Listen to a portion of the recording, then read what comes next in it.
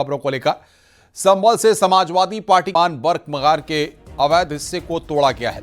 दरअसल 12 अगस्त को SDM court ने 1 महीने के अंदर 1 मीटर चौड़ाई 14.3 मीटर लंबाई का अवैध हिस्सा तोड़ने का आदेश दिया था। अवैध हिस्सा न तोड़ने पर मकान तोड़ने का अल्टीमेटम भी दिया गया था। समय बीत जाने के बाद आज प्रशासन ने इस पर एक्शन लिया है।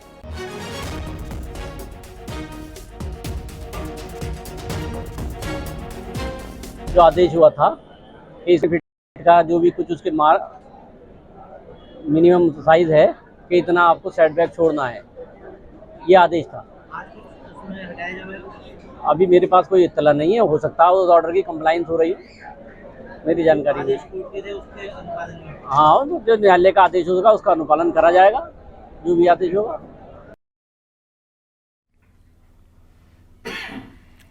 सोनभद्र के दुदी में अतिक्रमण के खिलाफ अभियान चला है। सड़क पर बढ़ते हादसों और जाम से निजात दिलाने के उद्देश्य को लेकर तहसील प्रशासन और स्थानीय पुलिस ने अभियान चलाया। इस मौके पर पीएससी के जवान मौजूद रहे।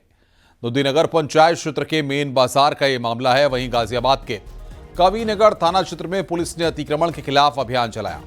सड़क किनारे लगे ठेली पटरी वालों को सड़क पर पीली पट्टी खींचकर बताया गया कि उनको इस पट्टी को क्रॉस नहीं करना है।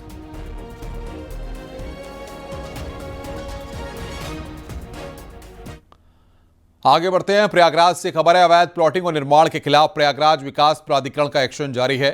पीडीए ने भगवतपुर इलाके में बड़ी कार्रवाई की है। लगभग 20 बीघा में की गई अवैध प्लॉटिंग पर बुलडोजर चलाए। पीडीए से लेआउट स्वीकृत कराए बगैर अवैध प्लॉटिंग की गई थी। जोनल अधिकारी के नेतृत्व में पीडीए की प्रवर्तन टीम ने कार्रवाई की। कार्रवाई के दौरान एयरपोर्ट थाना पुलिस भी मौजूद रही।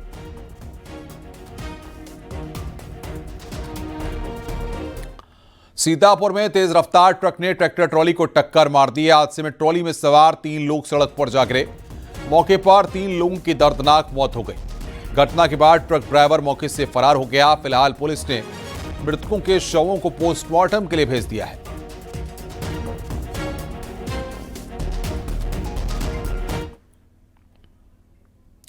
ग्रेटर नोएडा से खबर है। अवैध हथियारों की तस्करी करने वाले गैंग का सदस्य गिरफ्तार किया गया है। 10 हथियार जिंदा कारतूस बरामद किए गए। अवैध हथियारों की दिल्ली एनसीआर में करते थे तस्करी। मोटा मुनाफा कमाने के लिए 50 से 70 हजार रुपए में बेचा करते थे पिस्टल। सुफियान कुरैशी निवासी संभल को गिरफ्तार किया गया है।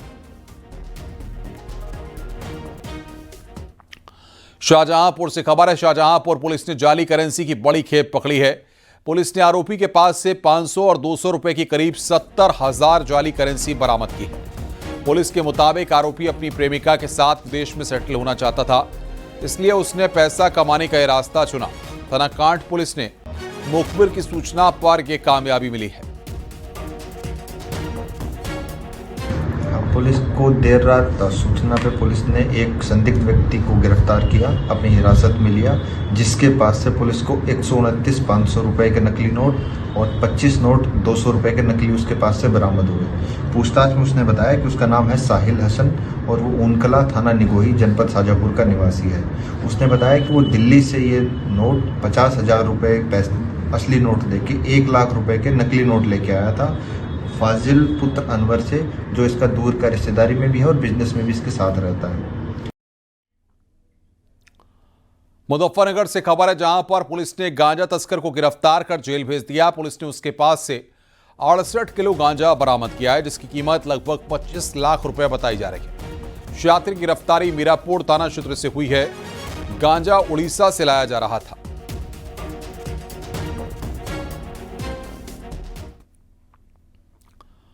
उन्नाव से खबर है। व्यापारी की पत्नी को बंधक बनाकर दिन दहाड़े लाखों की लूट की घटना को अंजाम दिया गया। घर का दरवाजा खटखटाकर अंदर घुसे 3 लुटेरे। रस्सी से हाथ पांव बांधकर कमरे में बंद किया। अलमारी की चाबी पूछने के दौरान मारपीट की है। दरवाजा खटखटाकर घर में दाखिल हुए थे 3 लुटेरे। गंगा घाट कोतवाली क्षेत्र के मोहल्ला डाक तार कॉलोनी की घटना है।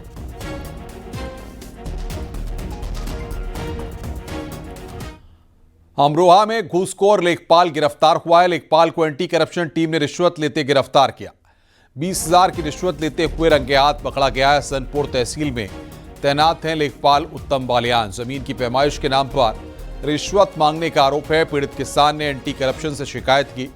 अमरोहा देहात थाना क्षेत्र से लेखपाल की गिरफ्तारी हुई है।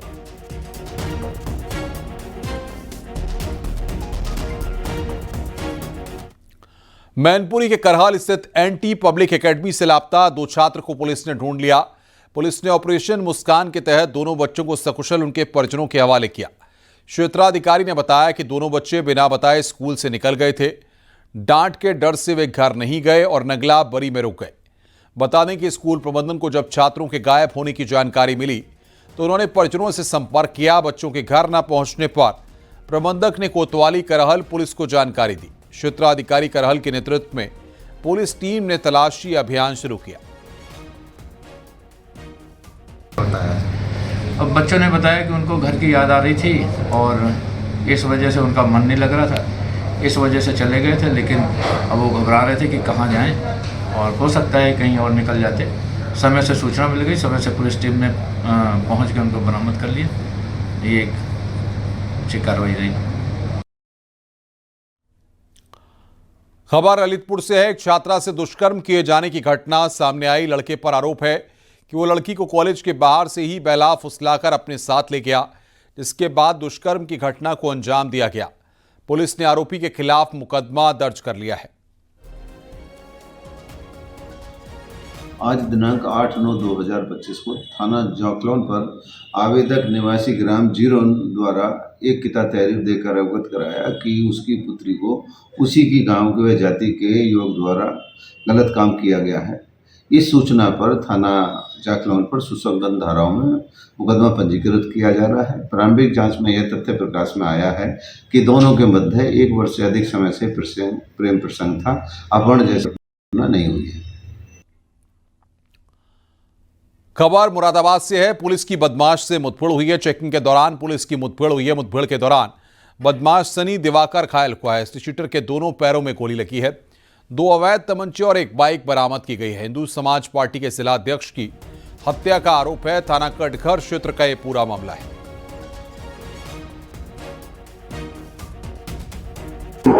इसके संबंध में स्थानीय थाने पर अभियोग पंजीकृत था और इसमें सीसी फुटेज के आधार पे और हमारी टीमों का गठन किया गया था।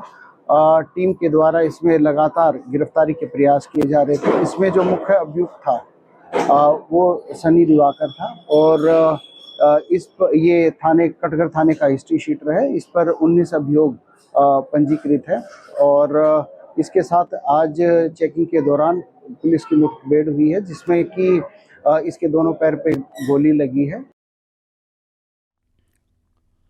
मुख्यमंत्री योगी आदित्यनाथ ने बस्ती में सरस्वती विद्या मंदिर वरिष्ठ माध्यमिक विद्यालय का भूमि पूजन किया। सीएम योगी ने अपने संबोधन में कहा कि दुनिया में भारतीय सर्वश्रेष्ठ हैं। सीएम योगी ने कहा कि विदेशी लोगों ने भारत को लूटा है। साथ ही मुख्यमंत्री ने कहा कि हम सभी को विरासत का सम्मान करना चाहिए। सीएम योगी ने कहा कि बीजेपी ने कश्मीर से धारा 370 को हटाया है। देशवासियों के सामने 25 वर्ष की एक रूपरेखा 2022 में तय की थी। उन्होंने कहा था भारत को विकसित भारत बनाना है, लेकिन विकसित भारत कब बनेगा? उन्होंने कहा था विकसित भारत तब बनेगा जब भारत इन 5 प्राणों को अपने जीवन का हिस्सा बनाएगा। कौन से 5 प्रण? उन्होंने कहा कि हमें अपनी विरासत का सम्मान करना होगा। देखिए, विरासत का सम्मान क्या? हमें अपने पूर्वजों और अपनी परंपराओं पर गौरव की अनुभूति करनी होगी, उन्हें मजबूत करना होगा, उन्हें अपने जीवन का हिस्सा बनाना होगा। गोरखपुर में श्री चित्रगुप्त मंदिर सभा पदाधिकारियों और कार्यकारिणी सदस्यों के शपथ ग्रहण समारोह में मुख्यमंत्री योगी आदित्यनाथ ने शिरकत की। सीएम योगी ने कार्यक्रम में कायस्थ समाज की तरफ से किए गए देशहित के कार्यों का बखान किया। सीएम योगी ने कहा कि महापुरुषों के बारे में हमारी नई पीढ़ी को बताना जरूरी है। नई पीढ़ी महापुरुषों से प्रेरणा लेती है। आप जैसा कर्म करते हैं उसी के मुताबिक आपका भाग्य तय होता है।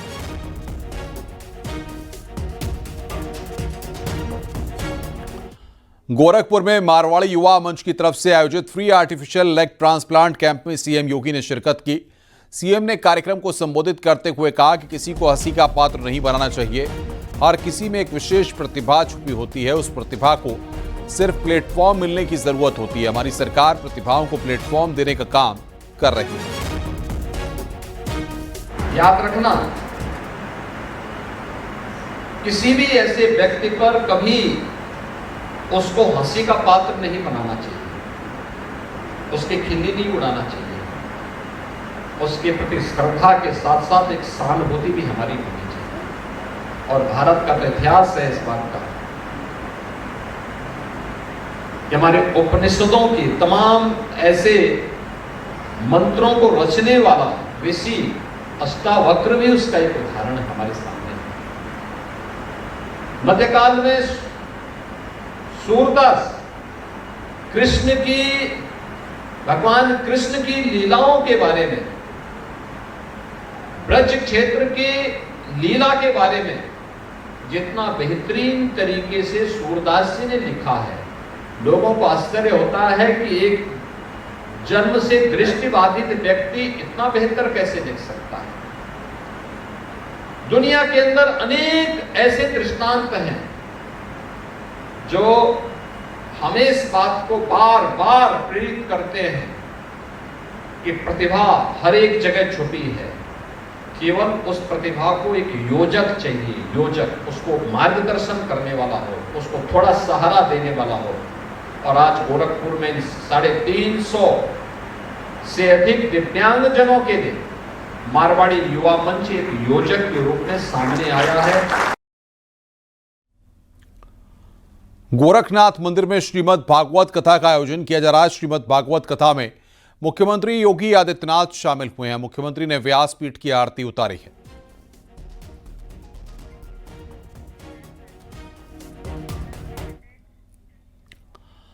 आगे बढ़ते हैं। वाराणसी पहुंचे भाजपा सांसद अनुराग ठाकुर ने नेपाल के हालात पर कहा कि पड़ोस में जल्द से जल्द हालात सामान्य होने चाहिए। मेरा इतना ही आग्रह रहेगा कि हमारे पड़ोसी मुल्कों में जितनी शांति रहे, भाईचारा रहे, उतना ही भारत के लिए भी अच्छा है, उन देशों के लिए भी अच्छा है। और नेपाल से हमारे केवल रिश्ते दोस्ताना ही नहीं, एक परिवार का हिस्सा है। बहू बेटी, रोटी और बेटी का ये संबंध जो भारत और नेपाल का है वो किससे छिपा नहीं है। इसलिए हम चाहते हैं आगजनी हिंसा ना हो, सामान्य हालात हो, इतना ही हमारा निवेदन है। नेपाल में जारी हिंसा और विरोध के बाद भारत नेपाल की सुनौली सीमा को सील कर दिया गया है।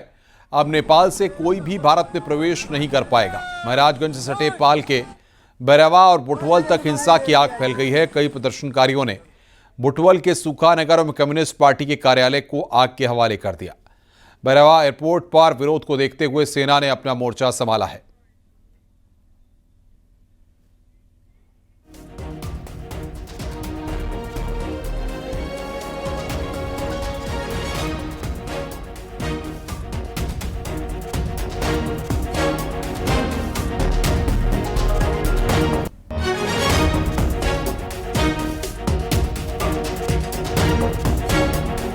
नेपाल में जारी हिंसा, गतिरोध और विरोध प्रदर्शन, आगजनी के बाद अब भारत से सटे जो नेपाल का इलाका है वहां पर भी प्रदर्शन और आगजनी शुरू हो गई है। अभी जानकारी मिली है कि जो बुटवल का कम्युनिस्ट पार्टी का कार्यालय है वहां पर आगजनी की गई है। और इसके अलावा जो भैरहवा का सीडीओ कार्यालय है वहां पर भी प्रदर्शनकारी जमे हैं और वहां घेराव किया है। तो कहीं न कहीं नेपाल के पूरे इलाके में हिंसा की खबरें आ रही हैं। मैं इस वक्त खड़ा हूं भारत नेपाल की सीमा पर। मेरे पीछे देख सकते हैं कि यही रूपन्देही जिले का बेलैया इलाका है और यहाँ पर पूरी तरह से सन्नाटा है और जो दोनों देशों के वाहनों की आवाजाही है वो बिल्कुल बंद हो गई है। भारत नेपाल की सोनौली बॉर्डर से आशीष कुमार शुक्ला, न्यूज 18, उत्तर प्रदेश। राम मंदिर ट्रस्ट के सदस्य कामेश्वर चौपाल के निधन के बाद उनके रिक्त स्थान पर उन्हीं के ही समाज से कृष्ण मोहन को सर्वसम्मत से राम मंदिर ट्रस्ट का सदस्य चुन लिया गया है। कृष्ण मोहन वन विभाग महाराष्ट्र में 2012 में रिटायर्ड हुए थे। ये हरदोई के रहने वाले हैं। रिटायरमेंट के बाद हरदोई में रहकर समाज की सेवा कर रहे हैं। राम मंदिर ट्रस्ट के ही सदस्य राजा विमलेंद्र मोहन प्रताप मिश्र के निधन के बाद रिक्त हुए पद पर अभी सहमति नहीं बन पाई है।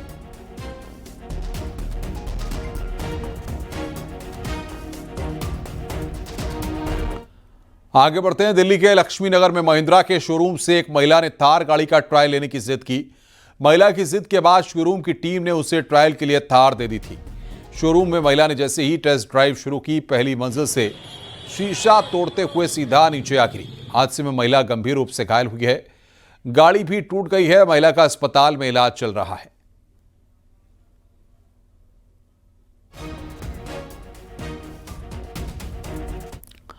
कानपुर में महापौर प्रमिला पांडे ने आज अधिकारियों के साथ जलभराव वाले मोहल्लों का निरीक्षण किया। जलभराव के लिए मेट्रो अधिकारियों को जिम्मेदार बताया है। कहा है कि जहां जहां मेट्रो का काम चल रहा है वहां हालात बद से बदतर हो गए हैं।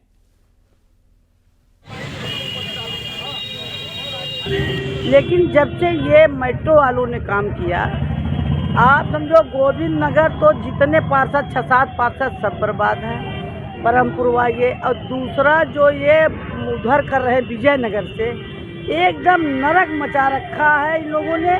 अभी इनकी मैंने बैठक बुलाई थी 1 महीने पहले, तो इन लोगों ने ये कहा था कि माताजी मैं सब ठीक कर दूंगा। मैं कल यहाँ से जाने में एक प्रोग्राम में करियवा ले आई थी, मुझे 2.5 घंटे लगे और कम से कम 3 फुट पानी था, दुकानों में पानी था। इससे पहले पूछ लो दुकानों में पानी नहीं आता था। खबर गोंडा से है, जहां पर कारागार मंत्री और जिले के प्रभारी मंत्री दारा सिंह चौहान ने बाढ़ प्रभावित इलाके का निरीक्षण किया और पीड़ितों को राहत सामग्री बांटी। उन्होंने बताया कि मुख्यमंत्री योगी को प्रदेश की चिंता है और हर नुकसान की भरपाई की जाएगी। वहीं नेपाल विवाद और आंदोलन पर उन्होंने कहा कि पूरे घटनाक्रम पर भारत सरकार भी नजर बनाई हुई है। पूरी गतिविधियों पर जो नेपाल में जो घटनाक्रम हुआ है, इस पर भारत सरकार पूरी तरीके से निगहबान है और मतलब क्षण क्षण की खबर जो भारत सरकार को मिल रही है और पूरी तरीके से सतर्क है। यूपी सरकार द्वारा उत्तराखंड आपदा पीड़ितों के लिए जरूरी राहत सामग्री पीलीभीत से हल्द्वानी भेजी गई। जिलाधिकारी ने मंडी पहुंचकर राहत सामग्री से भरे 8 ट्रकों को हरी झंडी दिखाकर रवाना किया। ट्रकों में 3800 पैकेट आपदा राहत सामग्री भेजी गई। लगभग 3800 ये राहत किट हैं और हमारे 8 ट्रक करीब हैं टोटल मिला करके, और वो पहुंचेंगे वहाँ हल्द्वानी नैनीताल में। तो वहाँ लोग इंतज़ार कर रहे हैं, वो लोग रिसीव करेंगे इसको। और कल जैसे आपको जानकारी होगी, कल माननीय मुख्यमंत्री जी ने सहारनपुर से भेजा था सामान, राहत सामान। तो उसमें से चूँकि नैनीताल यहाँ से पास है, तो उसकी वजह से यहाँ से पीलीभीत से ये ट्रक रवाना हुए हैं। आगे बढ़ते हैं। इटावा में यमुना नदी का जलस्तर लगातार बढ़ रहा है। बाढ़ में फंसे लोगों को रेस्क्यू किया जा रहा है। आपदा प्रबंधन अधिकारी अवनीश दुबे ने कहा है कि कंट्रोल रूम 24 घंटे निगरानी कर रहा है। जिला स्तरीय अधिकारियों को गांव में भेजा जा रहा है। काम कर रहे हैं, पानी के पास जा रहे हैं, नहा रहे हैं, अटकेलियां कर रहे हैं, हथेट कर रहे हैं। हमने जनपद में आपदा प्रबंधन अधिनियम 2005 की सुरक्षा के दृष्टिगत धारा 34 बी और सी दोनों को आज प्रभावी कर दिया है। प्रशासन के साथ हम पुलिस प्रशासन की भी मदद लेंगे अगर आवश्यकता पड़ेगी। लोगों से भी आपके माध्यम से भी अपील है कि वो ऐसा कोई काम न करें जिससे मतलब अकारण ही उन्हें कोई दिक्कत हो। जलस्तर वाले क्षेत्र में न जाएं, सेल्फी लेने या किसी भी कारण से नहाने या आखेट करने। तो आपके माध्यम से उसे सभी से अपील है, सुरक्षित रहें और प्रशासन का साथ। फिरोजाबाद में यमुना नदी के बढ़ते जलस्तर के चलते प्रशासन अलर्ट मोड पर है। डीएम रमेश रंजन ने मड़वा गांव समेत यमुना किनारे स्थित प्रभावित क्षेत्रों का जायजा लिया। मड़वा गांव में ग्रामीणों से बातचीत कर हालात की जानकारी ली। राहत और बचाव दलों को अलर्ट रहने के निर्देश दिए गए हैं। किसी के भी घर से अफेक्टेड नहीं है और ये बिल्कुल अपने कैचमेंट एरिया में। तो ये 3-4 जितने रेवेन्यू विलेज है वहाँ पर बाढ़ शुरू हो गया है। यहाँ पे स्कूल है, 1-2 लोकेशन पे इनके पंचायत भवन है, उनको ऑलरेडी एक्टिवेट करा दिया गया। और चूँकि अभी कहीं पे भी कोई किसी का घर अफेक्टेड नहीं है तो वो समस्या नहीं है। अभी सिर्फ और सिर्फ कैचमेंट एरिया नदी का पानी अभी तक वहीं था। Thank you. प्रयागराज में 5वीं बार बाढ़ का खतरा बढ़ गया है। गंगा और यमुना नदी खतरे के निशान के पास पहुंच गई है। गंगा नदी का जलस्तर 1.5 सेंटीमीटर प्रति घंटे और यमुना नदी का जलस्तर लड़ गया है। संगम नगरी प्रयागराज में गंगा और यमुना दोनों नदियां उफान पर हैं। एक बार फिर से दोनों नदियां डेंजर लेवल के करीब पहुंच गई हैं। जिस रफ्तार से दोनों नदियां बढ़ रही हैं, आज शाम तक दोनों नदियां फिर से डेंजर लेवल को पार कर सकती हैं।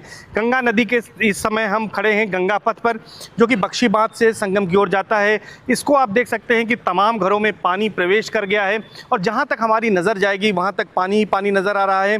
बीते अगर 24 घंटों की बात करें तो गंगा नदी का पानी 1.5 सेंटीमीटर प्रति घंटे और यमुना नदी का पानी लगभग 1 सेंटीमीटर प्रति घंटे की रफ्तार से बढ़ रहा है।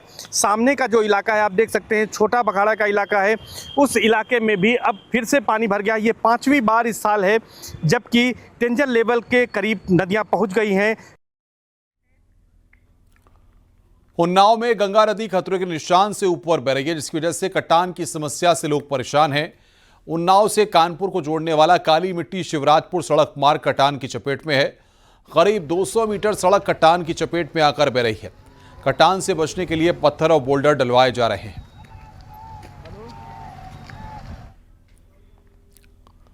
वाराणसी में बाढ़ बारिश का असर कारोबार पर भी पड़ा है। काशी के पर्यटन और व्यापार को करोड़ों रुपए का घाटा हुआ है। अनुमान के मुताबिक इन 3 महीनों में लगभग 400 करोड़ के पर्यटन व्यापार का नुकसान हुआ है। तो वहीं दिवाली को लेकर भी कारोबारियों में खास उत्साह नहीं है। बुकिंग तो एकदम ना के बराबर इस समय है और हम लोगों को डर ये बना हुआ है कि देव दीपावली जो हमारा मुख्य सीजन जहाँ से हमारा स्टार्ट होता है वहीं से पीक पकड़ता है, एकदम टॉप पीक पकड़ता है, जबकि हमारे पास होटल्स, गाड़ियाँ, सबकी दिक्कतें आने लगती हैं। तो हमको डर ये लग रहा है कि क्वेरी तो आ रही हैं लेकिन वो मैटलाइज नहीं हो रही हैं। लोग ये देख रहे हैं कि पता नहीं बाढ़ कब तक जाएगी, कब तक रहेगी, माहौल नहीं बन पा रहा है टूरिज़्म का। तो हमको डर ये लग रहा है कि कहीं सीजन हमारा जो है देव दीपावली के समय का जो सीजन है वो नहीं कहीं ख़त्म ना हो जाए, ख़राब ना हो जाए, क्योंकि हम लोग के बहुत पैसे फंसे हुए हैं गाड़ियों में और होटल बुकिंग में, एडवांस बुकिंग करा के हम लोग रखे हुए हैं। ये सब प्रॉब्लम आ रही है बाढ़ की वजह से।